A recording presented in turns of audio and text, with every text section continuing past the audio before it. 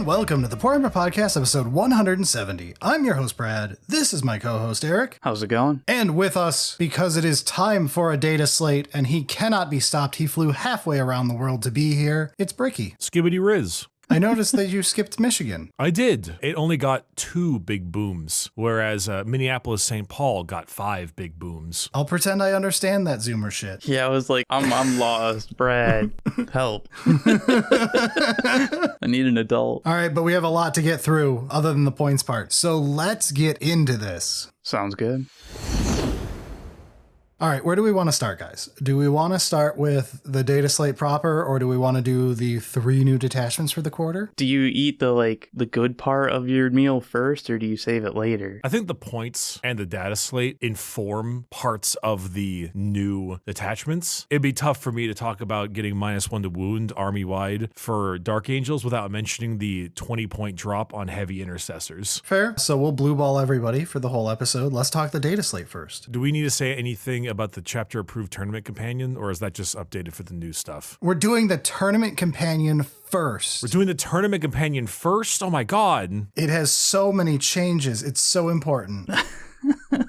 The key thing here is actually kind of cool. Copying AOS, as all good things in 40k have been doing recently, they have finally realized that they should actually have official base sizes and stop being like, it's okay, you can play your thing that came on 25 mils years ago. It's one of those things that I had just assumed existed and just didn't really care to look at because whatever, but it's good that it exists. Yeah, so the tournament companion now includes all that, so you can check what base sizes you should actually be using in 2025. And the official GW app now on datasheets show their base size. This is basically nothing other than they thankfully chose the right base size for the Carnifexes because they had 2 choices and they chose the slightly less stupid of the 2. So it's on a 70 by 105 oval, which it only slightly hangs off of in every direction, as opposed to the other option, which is a 60 millimeter circle in which it hangs off in literally every direction. Basically. It feels like we shouldn't need these base sizes on it because you just build what's in the kit kind of thing. But that isn't always true. Yeah, because the Carnifex kit has been the same Carnifex kit for 20 years and has had multiple bases up to literally years ago, still having both bases show up on Reddit of people going, wait a second, this isn't the base other people told me it would be. I'll be honest, the fact that these things came out when I was in elementary school means that I'm going to give them a pass and be like, all right, they've solidified the base. That's good. We're done with that part now. We can move on.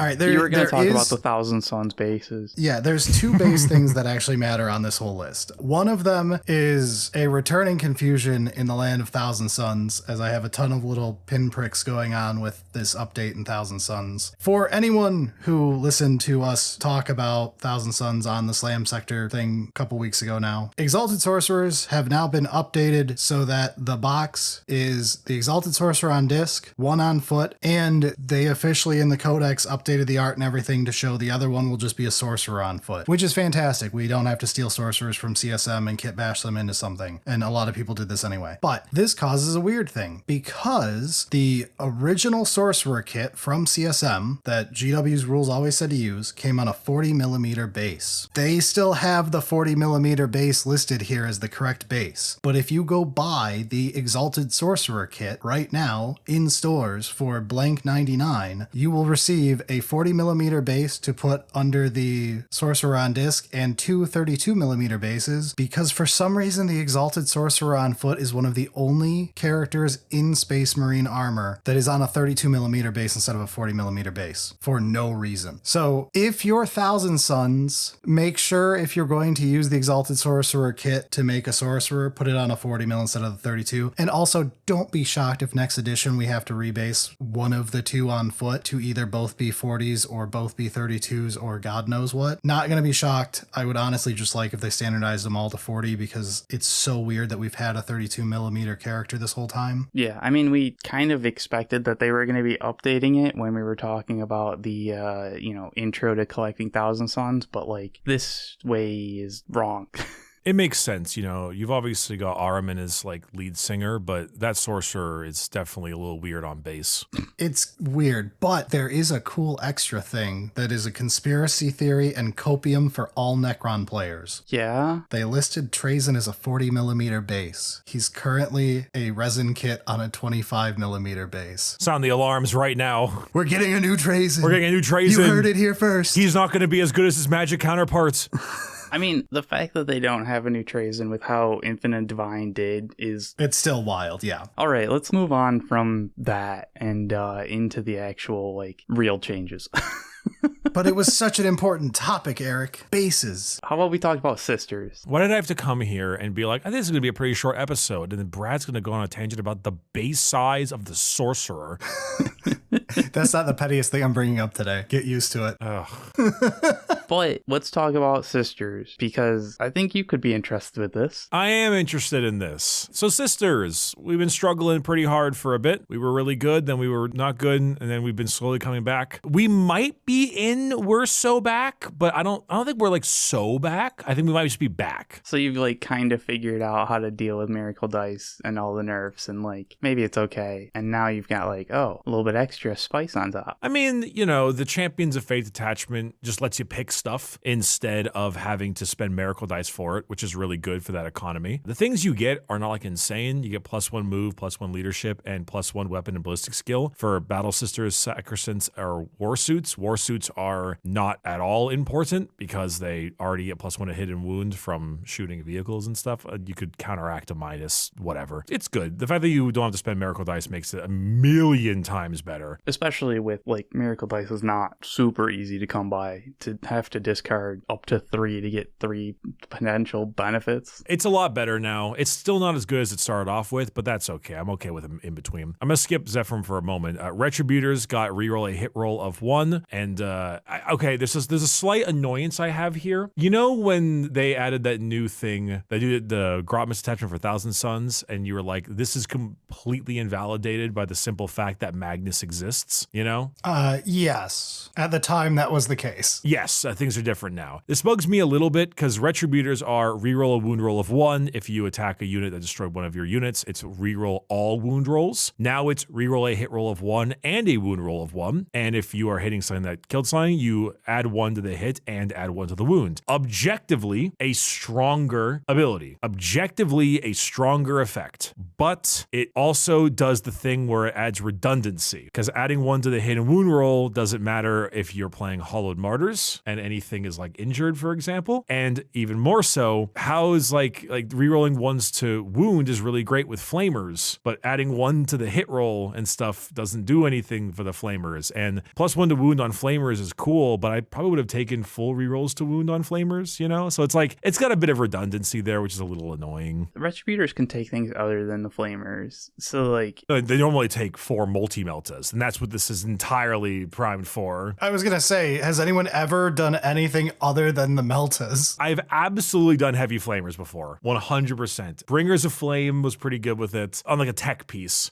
but it was whatever. They also went down like 10 points. They're still 115 for 5, which is really expensive though, but it's all right. I'm all here for the Zephyrim change though. So a few things here. Before, it was get sustained or get lethal, and spend a Miracle Dice to get both. Now it's no longer spending a Miracle Dice. Instead, it's if you made a charge move, which is dope because Zephyrim are fast as hell. They have a reroll charges flag. It's great. But the more fun part about this is that they changed the word power weapon to melee weapons. And this is a very specific adjustment because before, power weapons meant that the sustained and lethal did not affect your jump pack canoness with the awesome halberd or perhaps like the eviscerator, for example, which kind of sucked, but now it works. It also means it works on Celestine now, which is really, really fun. That's where that goes. It means it's a little more on the light of just like some really nice quality of life changes. The Zephyrim were not that great. Now you don't have to spend Miracle Dice for them, which makes them a bit better, and their buff affects the characters leading them, which is triply good. It seems like actually a pretty solid buff overall. One, like a lot of stuff went down in points. Yeah, Castigator and Immolator went down 10. Junith went down 10. I love Junith. Triumph went down like 15. Paragons went down by 10. Repentia went down 10. Just some nice stuff. Honestly, I really like it. I still think there's some things they could mess with. Like, I think the Dogmata needs a new rule, and maybe the Mortifiers and the Penitent Engines could go down 5. But besides that, yeah, I think it's pretty good. I think we might be back. Not so back, but maybe kind of back. Just some good internal balance. I'm happy for it. That's actually going to be a theme throughout this. But Custodes, yours is really quick. No changes. Alaris Terminators are slightly cheaper. Honestly, kind of fine. Don't really have an issue with it. Custodes are pretty good. I'm sure Custodian players probably could want something a little bit else, but I think this is fine. Would you agree that Custodes have the most boring rule in the entire game? I think they do. Custodes, by definition of what they are the most boring thing. That's the appeal in a way. I fully disagree with you. I just have a hatred of martial katas. Why is that the army rule? Katas are hilarious. But yes, katas are not useful in any way. That tank knows kung fu, as I've said every time. It's weirdly outside identity, and it's just what they decided because they had to give them an army rule that wasn't just these things are Giga Chads on the data sheet. It's just funny because if Lions the Emperor's detachment rule was like the army rule for Custodes, that would at least be a little more like thematic, even if it won't be as powerful. It's the theming that really bugs me. I do not disagree. I think Custodes in 9th had way more flavor to them than in 10th, just from a sub-faction standpoint. I think Custodes just are in a weird spot as a faction, especially for 10th's lack of like customization and stuff like that. All the elite armies suffer from it in 10th. Yeah, so like Custodes, these point changes are perfectly fine. Custodes is doing fine. Its faction's identity needs some changing, but as far as general like win rates, how they're performing, they're all right. All right, anyway, AdMech, you got the only change that matters. And in all of this thing, the only thing that matters, robots get the faction ability after 2 years. I'm shocked it took this long. I'm shocked that they eventually relented. The amount of that they've been fighting it is just like, oh, they're digging in until 11th. They're gonna die on this fucking hill. But they let us have it. They have finally decided fun is legal. So that did change some little stuff with the Cybernetica cohort had to actually get a detachment rule. Plus 2-inch move, plus 1 OC. It's honestly pretty mid, but whatever, it's something. Whatever. Halo's Creed is really cool now because of the enhancement change. So the Datasmith used to have the enhancement in this that like just made it so it would work with the robots. So instead, it gives them the Halo override keyword. So it's actually like the detachment rule is permanently on them, which is actually like, in my opinion, this is now like Cooler Daniel meme with like Cybernetica cohort, cooler Cybernetica cohort. Technically, if you're all in on robots, Cybernetica cohort is probably better, but like if you're not like fully committed to the meme, Halo's Creed is probably where you want to be. And it just opens it up where it's like they're not a meme to take outside of the one detachment. When you're playing a Skitarii detachment and you're like, I kind of wish robots were useful here, but they're so bad outside of their detachment. It's like, well, now they're actually playable. They are 360 for 4, but you know. They're not going to be amazing, but it's one of those where like you can defend actually putting it in a list. Look, it's better than the post-nerf knights we're about to get, having seen those leaks today. Oh, I haven't seen those. Oh, no. Oh, fuck.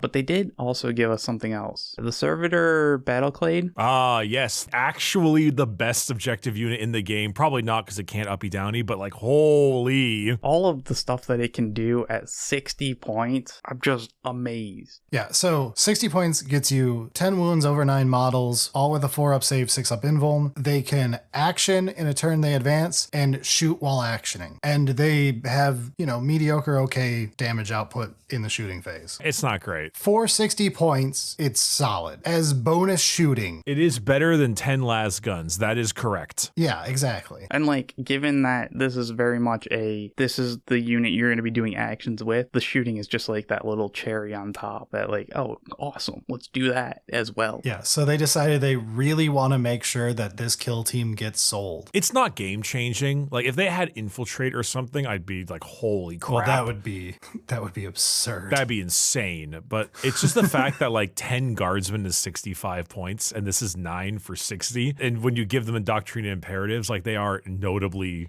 better at T4, 4-up save. It's goofy. It's nothing crazy, but it is pretty funny. I mean, I legitimately think that these are going to help AdMech players like win games just by being able to slot it in easily. Oh, I agree. This is a good unit for them to have for that reason. I do worry that it's one of those. Make them good now, then make them garbage after you have sold out of the box set because it's just servitors. Why did you guys think they were going to be good? Or AdMech is in a problematic state, but nobody really notices it because they're doing fine because they have this action monkey that's just sitting back, ignored. I could see that argument too. I think AdMech's in a reasonable spot at the moment that I'm not too worried about that, but like there was a point in recent history that AdMech would have been like, Jesus Christ, fix it, please, holy fuck. And like I could see a unit like this, like, yeah, but they're at like 50% win rate. What's the problem? I totally disagree with you, Eric. I think AdMech players have just entered depression. I think they've stopped yelling because they realize it's not gonna work. A lot of the problems have been fixed at this point, but it's been a long edition for AdMech. I wouldn't even say that. I think AdMech is still bad. I think the entire concept of the army is still bad. I think I don't know. I got no happiness for AdMech. I think they have been beaten and there's just no way they're going to get up till 11th. AdMech and Tau suffered from the same thing, which is for some reason they decided they did not want the shooting armies to be better than Space Marines at shooting. Right. And then they suffered for a very long time because of it. Eldar got very little. Ynnari detachment change. I couldn't give less of one shit. Okay, I'm going to be the one to give a little bit of a shit then, because this is extremely important because Ynnari was insane. So Ynnari's ability, to make this clear, was you shoot and kill something of mine at the end of your shooting phase, not after it happened, not after anything. At the end of your shooting phase, I may take any unit in my army and move it a normal move. Yeah, that's pretty fucked. And that is within 6 inches of the destroyed unit. Because what you would do is you would put like rangers on an objective, you'd shoot the rangers off, and then I would move like a 16-inch move plus D6 plus 1 fire prism or wave serpent onto the objective. You just shot and you can't shoot anymore because it's the end of your shooting phase. It was extremely good. It's a super important change. And then Yvrain got a slight change. It's whatever.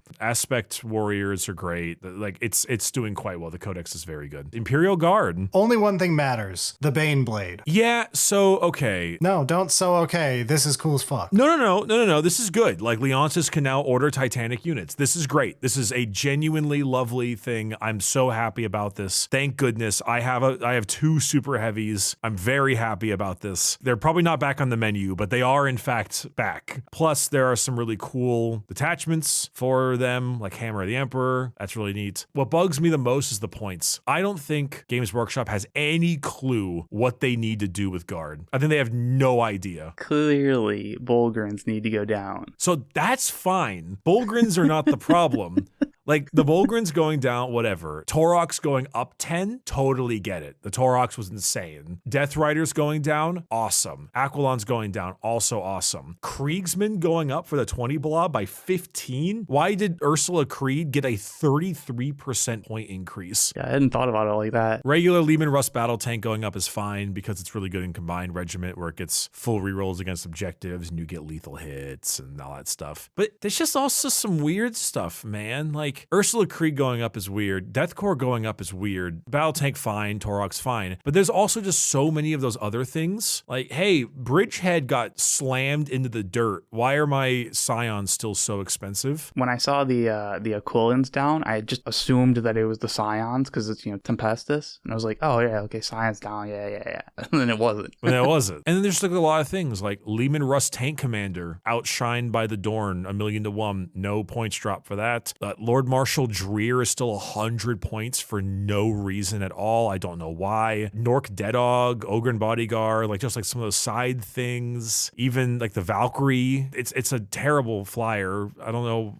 Its rule is bad. Primaris Psyker, though, like also, there's just, they did a little bit of internal balance, but they just didn't do internal balance the things that I think they needed to do internal balance for. It's a little strange. I don't know what they want to do with Guard. I don't understand the plans. I mean, it kind of seems like they're happy happy with where it is right now, honestly. Like that's what like looking at this, it's one of those like, yeah, there's a few little things here and there that will change, and then let's give Leonidas the ability to order Titanic units. People love that. Otherwise, we're good. Yeah, I don't think GW sees it as a problem. I guess. I don't know. I feel like the internal is still kind of weird, but whatever. It's fine. We'll go past it. Let's go to Black Templars. Black Templars. Several things are down in points. On to Blood Angels. Several things are down in points.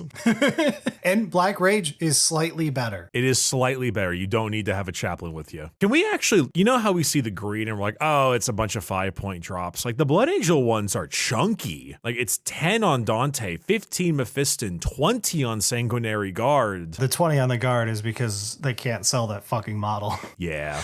The 20 is because there's 2 missing wings. Death Company Dreadnought went down 20, which I love to death. It's so funny to me. These are pretty big chunks, but it's not like these were like super cheap to start with. No, I was just kind of shocked. I was like, damn, it's a lot. Yeah, it does seem like they were pretty fucking aggressive with the point reductions, though. Space Marines, like most of their point reductions are pretty big. But yeah, demons. Yeah, so fuck you, Nurglings. Fuck you, Chaos players, for souping demons, because there's no other infiltrators in the entire super faction. Dude, I just love Nurglings occasionally popping up and they're more expensive.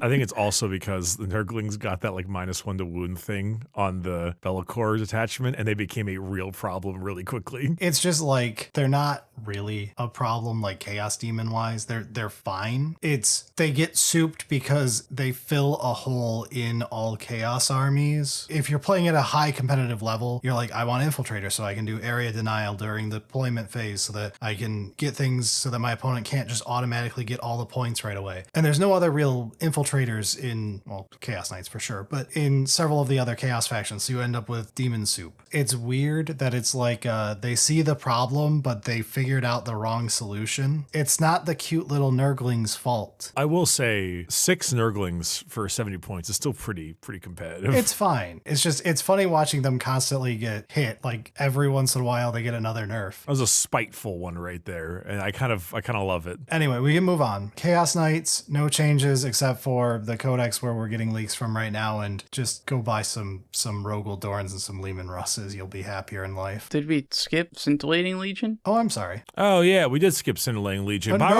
okay with skipping it. Right. We can just keep, Brad, we can keep playing with it at 2 CP. Yeah, honestly, right? I think I'm okay with this 2 CP still. Yeah. No. I was tabbed over to points, so I had just moved on without tabbing back. You're right.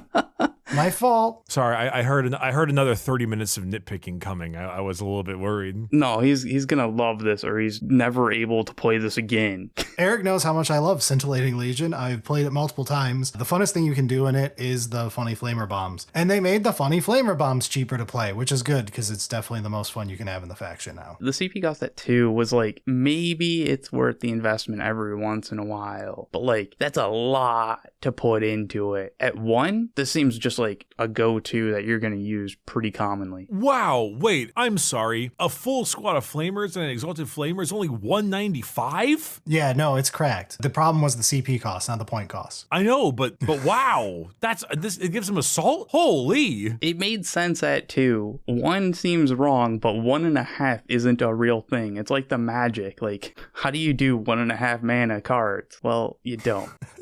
You either make it busted at 1 or you put it unplayable at 2. Nah, you put it unplayable at 2, but you give them a reason that lets you reduce the mana cost by 1. 1.5, bada bing. Okay, that's it for demons. On to Chaos Knights. Bricky, lore time. Lore time. Dump the game out of your head, lore-wise. What do you think is harder to take down? A Chaos Knight, a full Questoris Chaos Knight, or a pair of fucking Lehman Russes?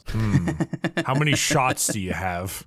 It doesn't matter. I mean, if you only have 1 shot, you can only hit 1 of the tanks. That's true. Anyway, not the point of this episode. CSM, this is a prelude to when we talk about the detachment later, but there's a big thing that to me is more important that has nothing to do with the new detachment, and that is get your Lord Discos and dust them off. They're cool as hell now. They are. They're maybe still not great. I'm not sure. But they're cool.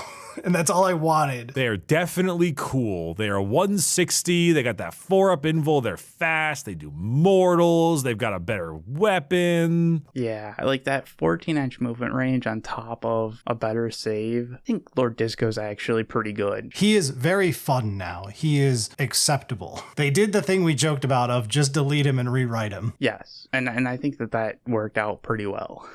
In addition, the Demon Prince now does what all of the other Demon Princes do and has lone op near infantry. And Vashtor. They really would like us to play Vashtor finally. I'm so happy. Yeah, you have no idea how happy I am about this situation currently happening. Yeah, you're excited to be able to have lone op for Vashtor? I love Vashtor. He's like my favorite guy. I have a really nicely painted one. Yeah, I love him. I also think we a little bit undersold the upgrade to the melee weapon for the Disco Lord. Went from 4 attacks at 622 to 5 attacks at 833. Like, holy. But yeah, Vashtor, he got the same Demon Prince lone op, but it's only for demon vehicles, which is still very cool. If you're playing Vashtor, that should be fine. Honestly, I almost kind of like him as just by himself, but we'll get to that in a moment. He has an ability where everyone who shoots at him within 18 inches of him is hazardous, but now they tacked on -1 to hit as well, which is also really funny because I like it when people shoot me and I give them hazardous. It's extremely funny. And they gave him +2 strength, the things he buffs, and they buffed the crap out of his melee weapon. They give an extra AP. And I gotta be honest, is there a reason why you wouldn't always use the sweep? Now that it has the dev wounds, I don't think so. I'd have to do the math, but I don't think so. Actually, let me rephrase that, because if you have strength 14, you could wound on a 2 and a 3 extremely like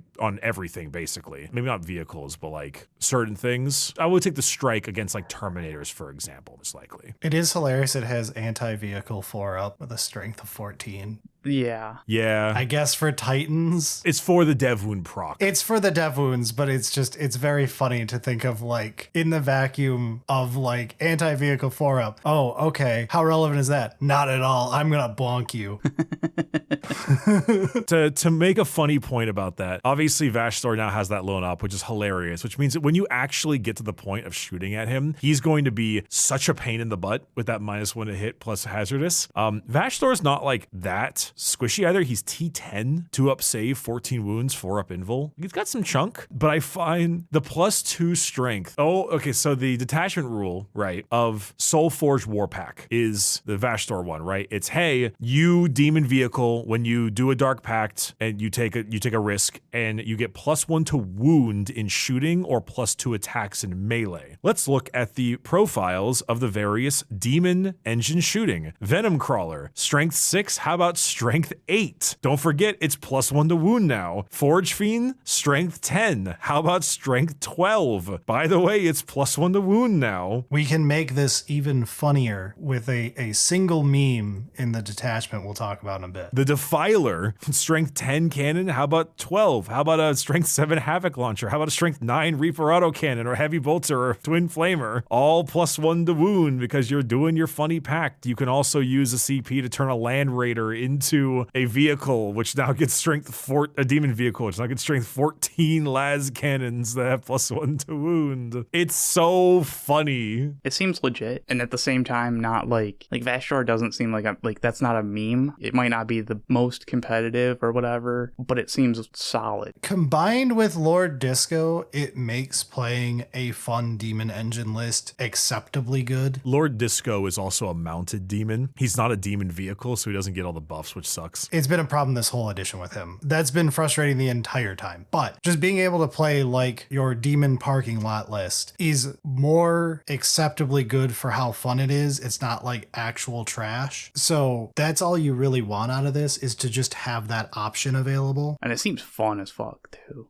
Like also, some point drops in CSM. Master Possession went down a little. Dark Apostle went down a little. This is pretty good. This is like good internal balance. I'm happy with this. Dark Angels. Get your lions out. It might be good now. He looks really good now, but he's cheap as fuck. He's 315 points only. I would not point them at like Demon Primarch level just because of wounds and stuff, so I kind of don't hate that. But him now getting the -1 to wound, I will weep slightly for the loss of the Mortal Reflect because I think it's the funniest thing ever. I will weep slightly for that, but him getting now the ability to be -1 to wound if the strength is higher, also reroll ones to hit and wound in his melee thing, and also same turn uppy downy if you want that instead. Very funny. I was like, please get to the teleportation that is so fucking busted. It's command phase. It's not like an end of movement thing or an end of turn thing. It's literally command phase, pick this model up, movement phase, place him down. It's so funny. You can't do it turn 1 because you do put it in strategic reserves, which is important to note, but you can just lift him up after you see the cards you've drawn, which is so good. I think Lion is extremely good. I'm mostly happy because Lion had the joke, you can't make him cheap enough. By the time you do, it's not Lion anymore because the data sheet was the problem. So a big change like this is the correct solution. Not continually lower his points until you can make him playable. No point changes for Dark Angels though, but honestly, that Lion change is just dope as hell. Yeah. Death Guard and Deathwatch, nothing. Move right along past that one to Drukhari. Fuck Nurglings. Yeah, besides Nurglings, but whatever. Drukhari. Brad. Raider, Ravager down a very minor amount. Venom down a very minor amount. Mandrakes down a very minor amount. Those are whatever. In a list, it doesn't even equate to a difference in a single unit. However, there is a cute thing for Reaper's Wager, which is the best sub-faction in all of the Grotmist detachment. It had nearly zero flaws, other than there was the argument that you do have to have soup to make it work, because the way it worked was the wager was between Drukhari and Harlequins. You started with Drukhari winning and the losing side got the buffs, and then they would alternate who's winning and losing. Now, Drukhari still automatically start winning, but if you're winning the wager, you still reroll hits of 1. If you're losing the wager, then you reroll hits and wounds of 1. So now, technically, if you're just playing Drukhari, you can play this detachment still and get benefit from it. That's nice. I think it's more of you're not going to have some feel bads where you're like, oh, I'm winning and now things don't do anything. Yeah, it made all of the less than ideal scenarios better, if that makes sense. Like, even when you were playing it legitimately, there would be times when you accidentally have too much on the winning side right now that's not being buffed, and then you're going to lose ground because you are playing for fun. Well, and like, there were always times where it's like you couldn't line up the right engagement of like, I need Drukhari to do this and the Harlequins to do that. And it'd be like, well, no, that sequencing isn't going to quite work. So now you just don't have to worry about it quite as much. So Emperor's Children. I'm kind of mad about this one, actually. Fuck you, Lucius. Fuck you, Noise Marines, and literally anything playable in this faction. Fulgrim, you can go down in points. You suck. I'm so mad about this, man. I'm so mad. I was painting up my Emperor's Children. I was going to take him to a tournament in July. I was ready for this whole thing. I feel like this is not enough to be like, fuck these, put in the trash.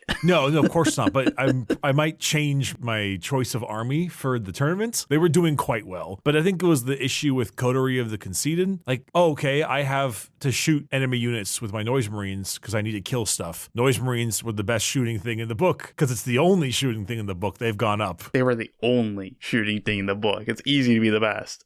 Yeah, it's just so like, DM Prince with Wings, totally get it. Totally That's probably get fine. it. Lucius? I don't even care about Lucius. It's 10 points. It feels a little unnecessary, but also fine. It's a little bit. Fulgrim, I'm glad he went down. He sucks.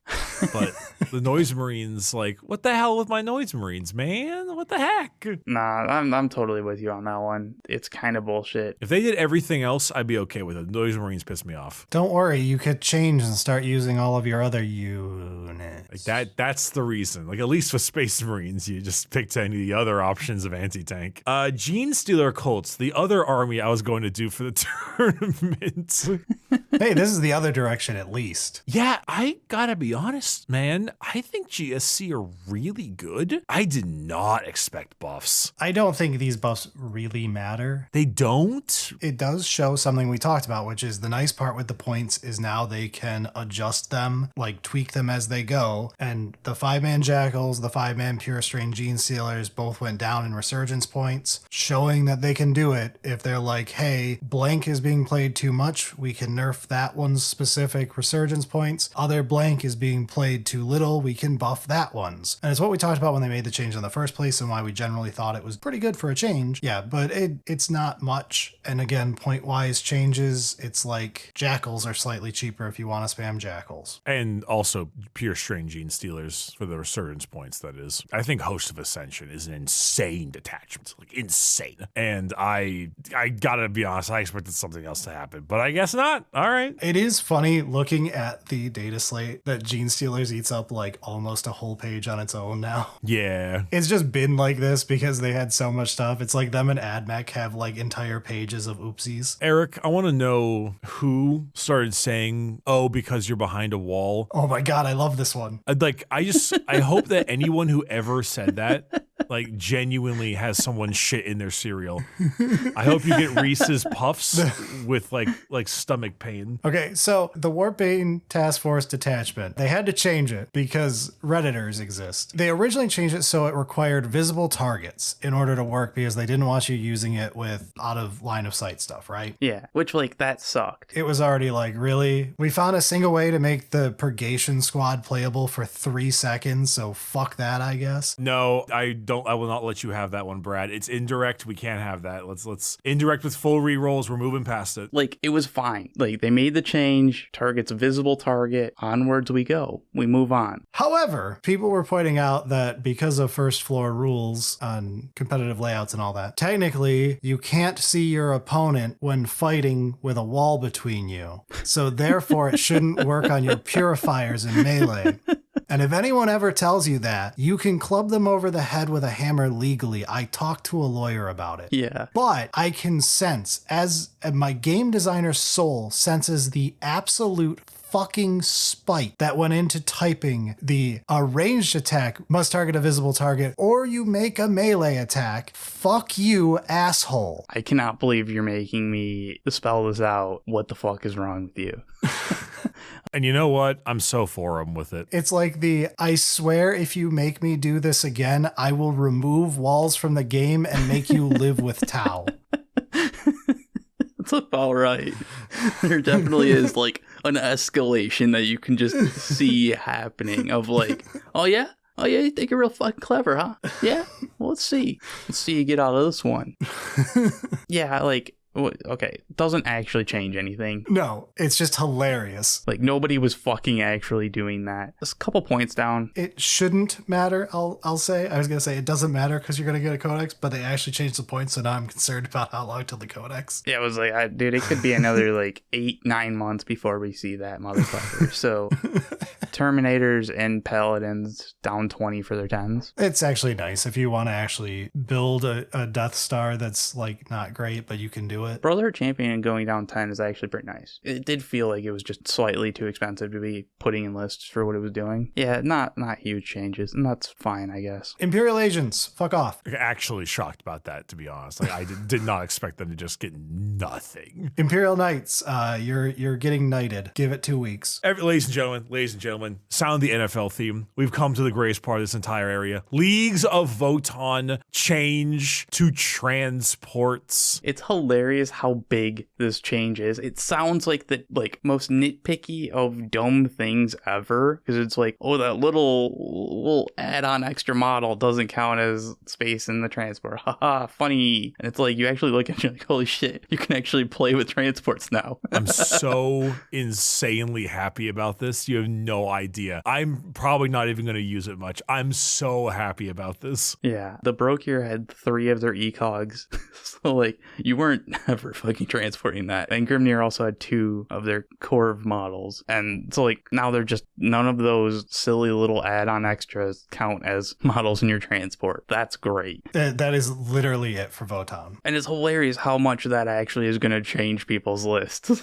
I doubt it competitively matters for like anything, but it's nice because it's such a like, how did we get this far without this simple FAQ change? Like, why did it even need a data slate? It seems like like an errata for an FAQ, but whatever. It's good though. It's a great change. Anyway, Necrons. No actual data slate changes. They definitely got the most points update, if that makes sense. Like the update that feels like what they typically look like. There's a whole lot of factions that got nothing or near nothing changed. Necrons actually got the like, let's actually try to drop 5 points on like 10 different things that see no play and see if anything happens. And also, fuck you, Scorpec Lord. Wee woo, wee woo, wee woo. Technomancer and Wraiths went down 15 points. Wee woo. Again, it's fine.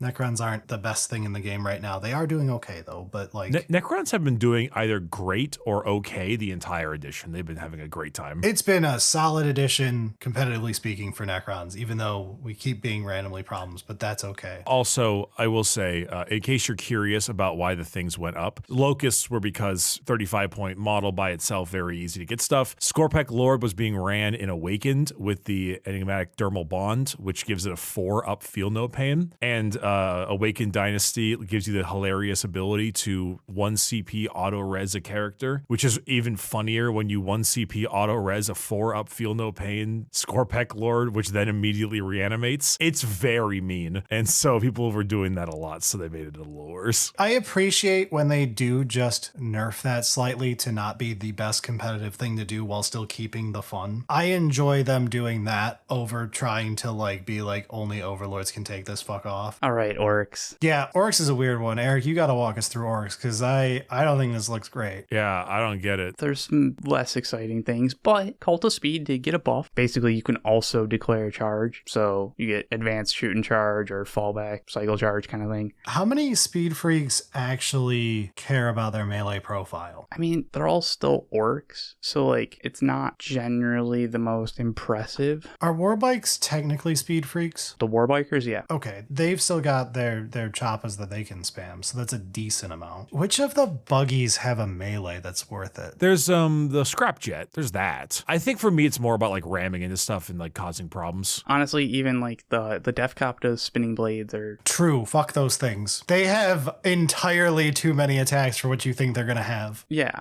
that's why it's like they're still Orks. You ask if they have decent melee, and it's like they're still Orks, okay? You're right. All right. All right. It matters more than I was thinking when I read it this morning. I think it's also like, don't get me wrong, it may not be insane melee, but it's the fact that the army with speed freaks can also fall back, shoot and declare a charge. So you can just charge something for the hell of it if you know it's not going to hit you, like it's a Lehman Russ or whatever, tie it up, and then pop your ass right back out and start doing it again. That is one of the shockingly big parts of Cult of Speed, I think, is like, yeah, you can tie random shit up and then still do the fallback and do orc stuff without having to worry too much. Like, it's not going to come up all the time, but there are definitely things that you need to tie up. So it's not huge, all right? No, but it's better than I thought by a long shot. I really didn't think it was going to matter other than for like one vehicle. But because of the Warbikes and the Death Coptas too, then there's a decent amount that were actually capable of doing melee. Yeah, there was a like slight change to bomb squigs. They do the same thing. Don't worry about it. Oh, it's because now if you had a 6-man, you could do it twice. Yeah, whatever. Points. Lots of points changes. Things are crazy. The points to me look like they forgot they just nerfed the DACA detachment and decided to nerf the DACA detachment this way. Are they going to unnerf it in some way? No,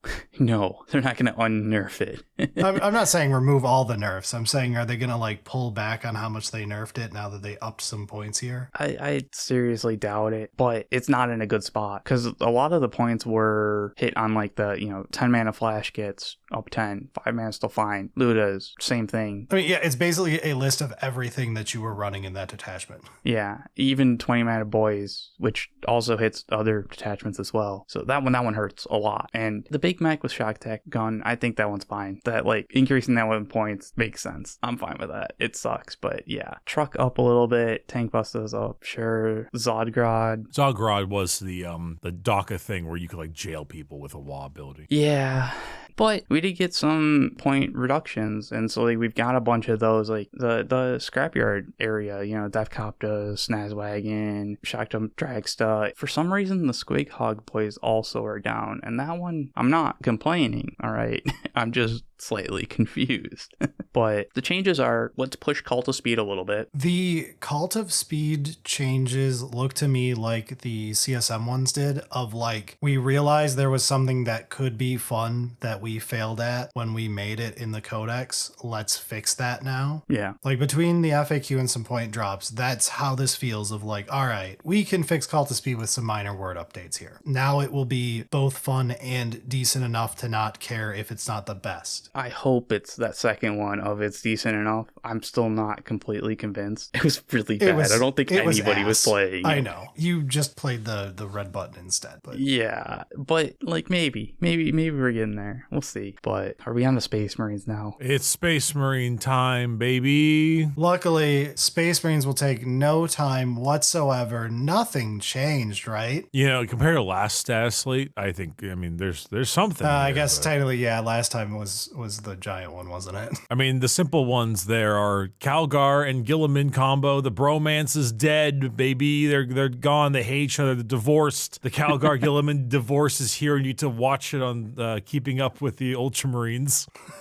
Yeah, Calgar has to be your warlord to get his thing. Instead of Stefford housewives, it's Ultramarines house husbands. Calgar's pissed off. Yeah, no, it's basically you need to have Gilliman as your warlord if he's there, and Calgar needs to be your warlord to be the CP, so you take one or the other. Also, Gilliman changed his thing to once per battle round. You get a free CP as opposed to once per turn. That's cool. Yeah, I mean, those are both completely acceptable. Very, very thumbs up in terms of changes that needed to happen, and that's fine. Gilman's also down 25 points. Yeah, because that was like a really big power that he had there. I mean, they also, heavy intercessors are down, aggressors are down, hellblasters are down. Van Vets are down, I guess. Fuck Van Vets. They just want to make sure before that's not going to be here in a year. If you buy Van Vets now, that's on you. We warned you. But again, like everything's down like 10 points kind of thing. Like all the Space Marines that saw point reductions went down a decent amount. Space Wolves, you're getting a codex next week. Yeah, get out of here. We don't need you. Okay, Tau is definitely the largest data slate change here. Yeah, I'm going to need a little bit of help on this one because I'm pretty sure I know what this is. I'll walk you through it. I had no issues with this. I did not realize that both Eric and Bricky before the show said they had trouble with the wording on the Tau. No, I said that the wording sucks and this is terrible soup. But like, I believe the gist of it is obvious. The gist is that, hey, you no longer get a penalty for shooting something else. Well, and you no longer have to pair. At the beginning of your shooting phase, you will pick how many observers and who they are. You go, these guys are observers. Then you will have your observers spot units. Everybody else who is not an observer will now get the guided traits on those spotted units. Now you don't have to have 50% of your army missing out on your army roll because they're enabling the other 50% to get it. Now you can just go, these 3 dudes are spotting these 3 units. I now have +1 ballistic skill against those units. At its most core level, that's what you're doing. Yeah, it was like, I mean, the observers still also don't get their buff. Yeah. It's just, you don't have to like have like the perfect pairing. A lot of it just comes down to, you don't have to micromanage and it just works. There's other things this means that is at a deeper level, but at its core level, that's how it changed. I mean, that is better. Okay, you know what? Maybe I'm the problem. That is substantially less wordy than I initially assumed it would be. Again, my kingdom for bullet points. This just needs a simple graphic. There are several things in the codices that back in 9th edition, we praised when they made the Drukhari one and they showed a graphic showing you how to set up your army. And it was like, wow, this clears up all of the questions you could have. And it's like a single example picture of For the Greater Good's new rule being used would make it so easy for people to understand. That would be absolutely good. But at the same time, one of the things that irritates me with this is like the original for the greater good was wordy, terrible garbage. They were trying to be fancy with it and it just didn't work. This is like, let's scrap it, keep the intent, and rewrite it. And it's still wordy and annoying, but it is substantially better. I would flip that on. I think the problem is they were like, let's make a good rule instead, but we'll keep the exact wording so as to not confuse people who know the old rule. They'll be able to read this in the same wording. And I think that's what caused your issue. And that's possible, but like, if you're gonna rewrite stuff, just embrace it and make it better, instead of like what they've done here is needlessly convoluted to getting to the end result. So anyway, for observers and spotted units and guided units, ready? If a unit is guided, add one to its ballistic skill, or improve by one. And if the spotted unit was marked by an observer unit that had the marker-like keyword, also get ignore cover. I'm so excited for the Firesight team stonks because I think that model is so funny and I cannot wait. It's awesome. There is several things that have altered in addition to this, and that this has altered by being altered. So first of all, to get it out of the way, Kayun got nerfed because it would be way too fucking good with this change. It is no longer just getting sustained hits 2 for fucking free. Now it's literally just being able to ignore the ballistic skill / hit roll modifiers, which is still good, but it's not getting sustained hits 2 for free. There's a lot of battle suits that have that rule baked into it though. Yes. Or like they're targeting drones, which I do think is a little annoying, but whatever. At least it's only third battle round on, so there still is not full redundancy. And like internally, Tau had some balance issues where like the best Tau players all played Kayun and did well with it, and no one else could make it work. And Kayun is just a toxic, shitty way to have to play Tau, where you just hide around for 2 turns before you start playing the game properly, while trying to maximize your secondary points and make proper sacrifice pieces and blah, blah, blah. It sucked. It's like playing 9th edition Blood Angels. No one liked it. So I don't overly care about Kayun being dead. And it got other bonuses because of how twists work, and you played Kayun down slightly at the start to make up over the late game, and now twists work with Kayun in competitive play in that way, and blah, blah, blah. There's more to it. I'm not getting into it all right now. I'd like to rescind my prior statement. I thought Firesight teams were giving the full rerolls like the Tetras to their friends. Oh, no. He's just a sniper rifle. Yeah, I'm really sad about it now. I'm not happy anymore. No, we'll get to it. It's still a meme, but it's not a meme that is actively terrible for you to play. We'll get to it. So through Unity, Devastation and Coordinated Exploitation, which are the 2 mirror ones for Montka and Kayun, just got a wording update so that now a guided unit instead of the guided unit of this specific observer. They're cracked. There is a reason these went up in points, because they affect your whole fucking army now. They're like some of the best enhancements to exist now. From a update to units and what it means for them that this rule changed. The Firesight team used to be actively absolutely ass because it had to have an observer spot for them, right? So you would waste 2 units to get a mediocre shitty character a better sniper rifle. Now it's just for free because it's just going to target whatever you spotted for the turn. So it's still not good, but it's not actively bad to put in your list. The Pathfinder team got its ability nerfed because it would be so stupid. It does not get to observe 2 units. Instead, it gets a good ability though, because it's only going to observe 1 unit, but it still receives the benefit of being a guided unit while being the observer, which is good because they actually have good guns. It's just you never cared because they were just trying to be a utility piece for you to target multiple things. They fill the same role differently now. You have a much better army rule. They do that rule. They're less impactful on that end of that rule now because they're not doing 2 units for you, but doing 1 unit is a lot more strong than it used to be. And now they get the bonus too. Wait, I actually just realized their ion rifle overcharged actually does bang. Yeah, no, it's a really good gun. Like, it's just the fact that they used to be a utility piece. So you didn't really care. They were a way to break parity. Yeah, so exactly. You didn't have to actually have, 1 for 1. You could have, the Pathfinder C2. They were card advantage, something we can talk about with Bricky now. But yeah, Pathfinders still kind of fit that role in just a different way, which is cool. Stealth suits are where you start every single army as Tau. You start with 3 units of 3 stealth suits. Stealth suits kept their ability.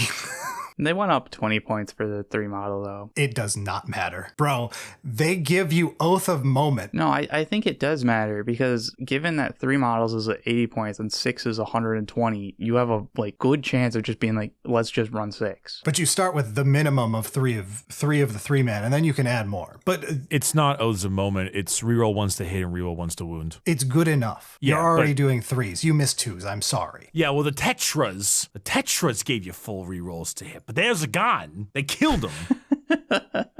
But anyway, stealth suits are likely going to be your sacrifice pieces for the game now, where you will have one observe the most important unit to observe every turn and then have it die in a trade, and then whatever killed it is now out of position, etc. Stealth suits, real goddamn good. You likely won't put them on suicide missions because they are so strong now as an observer that you do not want them just being some type of bubble wrap out front early or anything. You're going to play them differently. I was kind of shocked by the Kroot carnivores going up. Seemed unnecessary. I don't know Kroot wise. I guess technically Kroot now get because they are Tau Empire, they are not locked out of the faction ability anymore. So they may have gone up because they get the faction ability now. Okay, yeah. But anyway, also if you're playing like a crisis suit heavy list and you're like, fuck all that, I want to play crisis suit spam. Your flamethrower crisis suits, if they're the flamer boys, you always make them be the guiders, because then it doesn't matter, they auto hit. So you don't care that they're not getting the bonus, and now the rest of your army gets bonuses. There's definitely some play going on in here. Also, thing that will piss off people to no end, this does not ban you from using indirect fire for getting all of your bonuses, including +1 ballistic skill and everything, and ignoring cover. So as Tau, where everything gets a decent indirect fire just strapped onto a shoulder for no reason, this may be something that annoys people. Nah, nobody's ever been annoyed by indirect fire. I agree. Indirect fire has never been a problem in Warhammer 40k. Tyranids. Fuck you. Oh, come on. What do you want to talk about with Thousand Suns? There's nothing. That's part of the problem. Yeah, there's not. No, don't do it, Brad. Don't be the comment section. Stop it. Someone has to inform GW because apparently they didn't know. Listen, this data slate is not very good. It's a little confusing. It's got some internal balance, but there's a lot of confusing things about it. But if there's one thing that we're never confused about, is why they don't change factions 2 weeks after they've been launched. The problem is they did. The Thousand Suns FAQ came out today. But it's not on the data slate. Yeah, but it's part of this, unless we're going to do it afterwards. No. Fine. I'll come back in 30 minutes. I never need that long. Ask my wife. I mean, we're like an hour and a half into this hour recording, so we haven't even started the fucking new detachments. It's okay. Anyway, so Thousand Suns had a codex come out, and I would normally not care that we had no changes in a data slate, but they released the FAQ at the same time, so I now have to care. FAQ-wise, weird. Kind of really weird. Little stuff that doesn't matter. Chaos Vindicator, whatever. Flamers and Screamers have their 7-up leadership, sure. Aetherstride now correctly says movement phase and 6 inches away, blah, blah, blah. All of those are whatever. The big ones is for people who couldn't read, when using Cabal of Sorcerer's Army rule, do I have to choose whether to channel the warp before rolling any dice? No, because it was step 2, not step 1, you dumbass. That's a weird FAQ, but they did write the whole sentence. The one that confuses me and several other people who have been playing Thousand Suns and read it correctly and read the app version and everything, when using Cabal of Sorcerer's Army rule, if I roll 1 or more doubles or triples, does my model only suffer D3 mortal wounds if I choose to channel the warp? They said yes. That's a free win. We'll take it. Like, that's a buff, but that is not what it fucking says in the rule. And it is not how it is laid out in the app either. It is pretty clearly stated that no matter what happens, any doubles or triples on the dice that were rolled cause the mortals. But okay, we'll take the free buff. But man, is that weird. One more time. Does that mean it's only on the double of the second dice? It's only if you roll 3 dice that doubles and triples cause mortals. So the 2 doubles alone don't cause mortals? Yeah, if you roll 12 nat, you don't take mortals. I kind of thought that was the point. Actually, that doesn't really bug me. It doesn't bug me, but it's definitely not what was written. Oh no, I thought it's what was written actually. That is how I interpreted it. When you read, especially the app version where they like lay it out in a flowchart, it's pretty clear that you always take your mortals. Oh no, I thought it was only if you ever pushed yourself. because that's the whole point. Yeah, I thought that was like that as well. We always took mortals on rolling a 2 or a 12. Like, that's just how Psychic works in 40K. It's perils. That's how Psychic did work in 40K. So that one was weird. We'll take the free win, but it's definitely not how that was worded in the Codex. I think it was, but I think it was definitely worded that way also. It's how I read it. It's how I interpreted it. It's definitely not how multiple battle reports showing off the Codex played it either. Yeah, well, they probably also did the Grey Knight thing, so... oh no. How dare you talk about your best friends over at Tabletop Titans like that? Did Adrian do it that way? Yeah. For shame. I actually don't know, but it's just hilarious to make you Oh, fucking... okay. Anyway, there are 2 open issues I've got with Thousand Sons that were not actually addressed by the FAQ, nor the data slate, which would have been a backup, but it made more sense to just do it in the FAQ like it should have been. In all of 40K, the only people too fucking stupid to open the windows on the Rhino are the Thousand Sons. The Rhino, they still didn't put in Firing Deck 2 for Thousand Sons. It's the only Rhino in the game without it. Kind of fucking weird. Yeah, but like, yeah. Yeah. Yeah, no, I don't have anything against that. I wanted to make some joke that's just about... real dumb. Yeah, you're right. It's just dumb. I'm sorry. I don't have even a funny thing to say about that. That's dumb. It is dumb, but it makes sense. Nobody would ever use the Rhino in Thousand Sons, so during playtesting, it never came up. And anybody that was forced to do it for that one detachment, they didn't fucking fire out of it because they were forced to play it. The Rhino in Thousand Sons, I still think is pretty okay. It's just I feel weird about it. It plays weirdly compared to other factions because it's like got a jump out and shoot bonus that's weird where you want to like jump in and out of your Rhino all day. It's fucking weird. Anyway. It's actually kind of neat. I kind of like that, actually. I think it's neat. Yeah. It has some fun play to it, but... I still think it's good, and it helps with mobility and all that shit. But anyway, so that one's weird. The other one is the Demon Detachment. It gave demons the ability to use the Thousand Sons faction rule. The faction rule where all of the spells say you have to target a Thousand Son with them, and they all target themselves. Okay, so it's just a wording thing? It's just the demons literally can only cast Doombolt. The detachment does nothing. So it's a wording thing that they didn't fix. Yeah, it clearly should have just been in the FAQ, but it could have been one where for some reason they bloat the data slate more with it. So I was like, okay, maybe that one's in the data slate. And then it wasn't there either. Or they actually intended that, which is not insane. Or they intended it and it's the most insulting fucking detachment in history. It's true, but it's not insane to think that that's what they did to Psychic Soup here. Psychic Soup of one of the armies doesn't have any. Well, they get to fire the Doombolt. Hey. They can cast an easy spell. Look at you, shard of the god of magic. You can cast Fireball, you dumb fuck. All right, let's talk about Tyranids that actually got changes. Bugs, yay. So Tyranids, Psychophage, got some kind of cool rules changed. Got like a complete overhaul. Oh, it got changed. I thought it got additional. Oh, that kind of sucks. I like that feel no pain ability. It was funny. It was okay, but it was just a boring utility thing. Whereas this one's like kind of cool. So like after shooting, you cause AP, it moves better. And the funniest thing is they had to add smoke to it. And it's like, it's a model billowing smoke and it didn't have the smoke keyword because all of the core stratagems were just for Space Marines and everyone else is a byproduct. I also like the fact that they buffed its melee. Its melee was weird. It was like D6 attacks at 612. Don't worry, it kept anti-psyker. Thank God. We can't let those psychers get out of control. They're too good, all edition. Everyone loves psychic. Legit, this melee profile, 6 flat attack, 6 strength, minus 2 AP, 2 damage, that's solid. It still has the dev wounds too, which is fine, but like the anti-psyker is hilarious. I wouldn't call it solid. This is a 110 point monster. It did go up in points. Yeah, it went up 15. Considering the melee profile of all the other monsters, it's not that good. It's just now it's a shooting tech piece. It still has a file feel no pain. It's chunky, you know. It's good. It reminds me of I want to say like a Tyranid Old Dread / Hellbrute, but like a techie one. It's like a switch hitty utility piece. I mean, to me, it feels like a hellhound, a guard hellhound. Yeah. Sure. Kind of tanky, moves up, strips cover, in this case AP, same thing almost. Has some damage, but not like a lot. Genestealer players, we know the the buggy exists. Calm down. No one else does, though.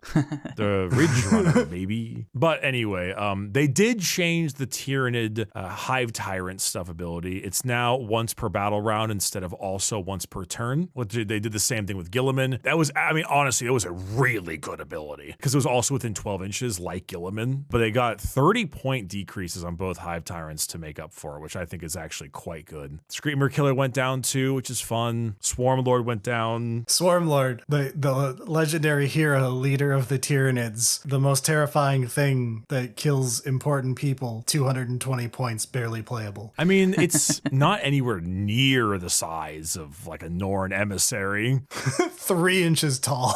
I mean, Yeah. I gotta be honest though, like, do you remember the Swarm Lord's abilities? It's like a +1 to wound aura or something. I haven't looked in forever. It's actually really good. It's free CP every command phase, a Vect aura, and it increases synapse range. And the melee profile doesn't suck. It's 8 attacks at 923 twin linked. The Swarm Lord kind of bangs. You just stick him out there like, haha, I got a Vect aura, teehee. And he's just really, really tanky. Also, Hive Guard went down because they realized even with indirect, nobody is playing them. Which is funny when you think about like when we started and Hive Guard was like the terror of like late 8th, early 9th. I will say, I don't think this is going to be a thing because I just don't think it's going to be a thing. But now that you get an +1 AP ability with Tyarnids, the Hive Guard's Shock Cannon, which is 2 shots at 7-1-3 anti-vehicle 2 up, going to 7-2-3 with that anti-vehicle 3 up or 2 up and a 3 damage. Like it's a little goofy. Plus, if you're on an objective marker, you Overwatch on 4s, which is kind of wild. Sure. I don't know. Maybe it's not great, but it might do something. The best Tyranid stuff has nothing to do with these points. No, it really doesn't. We got the new Raveners. Let's hold off on the Raveners 2 seconds to real quick say, World Eaters, go home. Nothing of value happened to you. Now we can segue into the Raveners and we can start talking about the detachments because they're directly related. Yes, the Raveners are cool. The Raveners themselves got like an updated data sheet, so to speak. Not much different. But then you can now use the other cool Raveners to lead your Raveners. It's like a 5-man model leader shtick. Something we'll talk about more next episode when we're talking about like 11th edition wish listing for things we'd really like them to take further than in 10th. I really love here is a leader unit that is like a unit that can just lead other units that has a single character model in it. I thought this was a very novel, interesting, and cool thing. And then one of the patrons pointed out that's technically how command squads work in Guard. And I said, imagine reading Guard infantry. Listen, man. Those Scion command squads made Bridgehead the best army in the game. Don't care, tanks. Honestly, yeah. Now, you see, here's the thing I'm thinking of. Now that they're doing multi-person leaders more often, that gets me a little closer to my first Claw Night Lords leader group. Yeah, it's cool stuff like that. We'll talk about it next week. I really do want to take that topic like a little bit deep. But they can lead the normal Raveners, who are, as a note here, they're now locked as 5-man only. They are not 3/6. So this is just Raveners are now 5-man unit because of the new kit. If you have 3 old Raveners, good luck finding 2 others. The new Raveners are really cool too. I generally like their gimmick. And another thing with all these Raveners, they have a weird keyword called burrowers, which we will get to in a minute here. Yeah, I mean, just like generally the Raveners seem pretty solid. Death from Below it just kind of works. But I think that it's a fine time to talk about why burrowers matter. Tyranids got a new detachment. The best of the 3 new detachments, the one that understands what fun is. Subterranean Assault. I'm sorry, but I have to do it, Eric. Gone too late. Nidus worms are back, baby. No, dude, I'm so with you. No joke, Nidus worms are amazing. When I was reading this, you have no idea how I was reading this and I was like, oh my god, we're back to Brood War Nidus. This is the coolest fucking thing ever. It's gonna be great. We can defend on everywhere and we can attack everywhere. It's awesome. And I was like, hold on a minute. Nobody fucking cares. I mean, I don't. So isn't Nidus worms were that only in StarCraft 2? You had the Nidus Canal. Yeah. I'm remembering the Nidus worm in Wings of Liberty, but that is what this is. The big burrowers pop up and then the smaller ones come out. It's so sick. Yeah, it absolutely is StarCraft. and it's so cool. So Surprise Assault is, we've got a new burrower like keyword kind of thing, and each time one of them are set up onto the battlefield from reserves, you get to place down a 40mm tunnel marker, and then you get to just like bounce around with it essentially for any of your additional reinforcements. You must bounce on it, freaky style. It's so cool.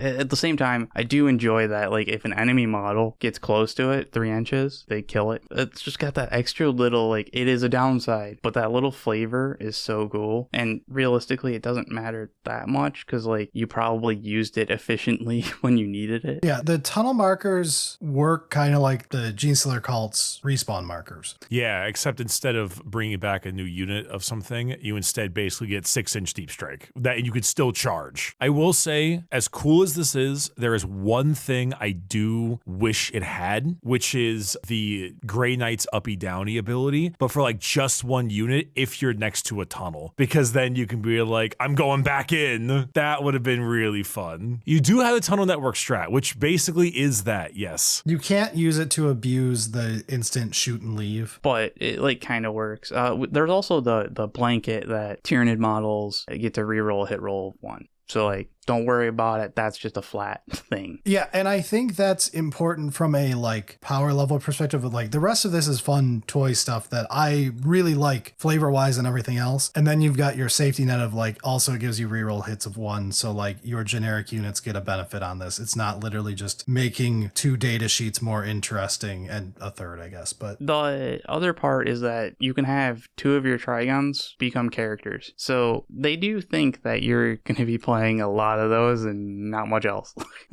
the Trigons being able to be characters lets you get back the Trigon Prime. And it's one of the reasons I really like this detachment is it's the whoever made this detachment understood to open up the old codices for the army they got assigned and figure out what fun is missing in 10th, which the answer for many factions is a lot. And it's nice to see like, hey, we got rid of the Trigon Prime and we don't really need to blow up the data sheet number with a Trigon Prime that you're never going to use. Let's weave it into a detachment as a whole, like singular, like upgrade, cool reason to play this and play your army a different way today. And they even named one of the enhancements Trigon Prime, which is cute. I just realized something about the wording on this that you may have already picked up on, but I didn't realize it until now. Basically, if you're utilizing the tunnel markers, you basically get free deep strike as opposed to strategic reserves deep strike. Correct. So if you reserve a bunch of stuff that doesn't normally have deep strike, you get it with these markers, which is kind of cool because it makes sense. Like, oh, a bunch of Hive Guard or something are going to pop up from the hole instead of having to walk on the battlefield from the side. And this is how Trigons worked last edition. There's also an enhancement that lets you have Deep Strike on turn 1. Yes, which is very spooky there as well. Everything going on here, it plays well, and it feels cool. Yeah, it's really cool. If it's going to be good, I have no idea, but it is really cool. And it's a reason to play your Raveners so that you get your shiny new model and have a new toy detachment for them, while also bringing the Moloch and Trigun back to any form of relevance. I must admit, I actually always forget, like I look at the Moloch's melee profile, and it's like 16 attacks at 8. It's always had a hilarious number of attacks, yes. It's actually insane. But the Trigon's not much smaller. It's like 12 attacks, but it's at like 923. That is a monstrous amount of attacks. Do you want to just run past Dark Angel detachment real quick? Sure. Here's an index detachment 2 years into an edition. Yeah, it's literally just, or whatever the mini transhuman is now. There's a couple funny things like turn 1 deep strike, and there's like a really good melee enhancement for some reason, +2 strength, +1 AP, +1 damage. But besides that, I imagine this might be good if you want to run like 15 Deathwing Knights. I understand that specifically Dark Angels players, having just talked to a bunch of them, are very happy to have a very flavorful, very generic Dark Angels detachment that doesn't say the word Battle Shock. The thing I hate is we get 3 detachments every 3 months. You wasted one of them. on giving Space Marines a 400th detachment. Space Marines did not need this in any way, shape, or form, especially because it is a safe index detachment. We need more things like that Mawloc detachment, having some goddamn fun, especially for people who are 2 years into an edition and don't have a fucking codex yet. But give Space Marines something. It's been 35 minutes since you last sold them something, whatever. Sounds like the chorus to a metal riff. Wrath of the Rock. Bam. Yes. All right, so Chaos. CSM got a detachment for Psychers / Demon Princes. Bit of a strange choice. I tried reading the lore. I'm like, is it supposed to feel word bearers-y? No, that's Pact-bound Zealots. This is just like we're giving Librarius Conclave to CSM. Yeah, that's kind of it. I gotta be honest, I'm not too excited about this one. No, this one to me feels very check a box, give them something, which it's not bad. It's just, it's more variety, which is good. It doesn't sing to me the way that very clever Tyranid one does. No, this is literally just CSM stat brick. It's like, here's +1 range strength. Here's +1 AP. Here's the thing that gives you a psyker when they're not a psyker. Here's scout. Here's a melee buff. Here's a good melee weapon. Here's your advance and charge strat. There's your ignores cover strat. There's your mortal wound strat. There's your revive strat. There's your doom bolt. And there is your defensive strat. Done and done. It is like the most stat block detachment out there. Creations of Bile mogs this. Yeah, this one does have the, like, I will give it credit for, it gives you, if you're a CSM player and your shtick is you like CSM being the guys who do warp magic, flavor-wise, this gives you a reason for your 4 sorcerers that you own between Terminators and normal sorcerers to be in a list. From a casual standpoint, I get that it's probably for that, because when you go through factions and you're trying to like fill holes, it's like, okay, CSM does have a hole here we could fill. Let's add this detachment. It doesn't have to be the most inspired thing ever, but it checks the box. It'll be interesting for its target audience, whoever it may be. It does have the funny thing. You give a Warpsmith Psyker via Touched by the Warp, and then it triggers the leaping warp flame, and then you can stack on with your Vashdor strength and all that, and give demon engines like +3 strength. It's hilarious. That is hilarious. It does not matter in the slightest, but it is a little funny. It's funny, and everyone was sharing the memes earlier. The only thing that I see here is that you can do some pretty nasty shooting stuff. Like, I don't know, having the +1 strength and like ignores cover or something is kind of fun in some situations, but I don't know. Here's my only thing with the detachments. I'm 2 out of 3. I'm more than happy that they showed up. Could the Space Marine one for Dark Angels not have just been an FAQ for that useless Battle Shock one to have a different generic indexy rule? Yeah, but then you're basically removing the entire detachment, which like I agree would be good, but see, I agree with you, but I know why they aren't going to do that. Sure, but then we could have had a 3rd detachment for literally anybody else. As much as it can be kind of annoying to see Space Marines with 1 billion detachments and you don't have any for whatever faction you're playing, Grey Knights. It's better to have more detachments in general than less. Sure. Yeah, right? I agree with you. Trying to not be too salty, it is just better to have more. We'll take the win, but still silly. I think that's about it though, right? We have thankfully finished, and in record speed. It's only been 2 hours for us, probably 50 minutes post-editing. But that does it for the Dataslate update. I hope we covered everything and didn't miss anything that people noticed later than we threw all these notes together. If you want to support us, you can do so on patreon.com/SlowlySingleton. We have merch. Yeah, Bricky. Bricky loves our merch. Bricky, you're wearing some right now, aren't you? Actually, you'd be shocked. I actually am right now. Got the classic t-shirt on. Hell yeah, man. There's merch. You can buy it. It's awesome stuff. But that does it for us this week. We're just happy to get out of here before 11 o'clock at night for once. Berilio is going to be happy. He only has to stay up till 5 a.m. editing tonight. And book club, July 8th. Book club to July 8th. Read The Elemental Council. I actually started. It's quite good. All right. That does it, though. Goodbye, everybody.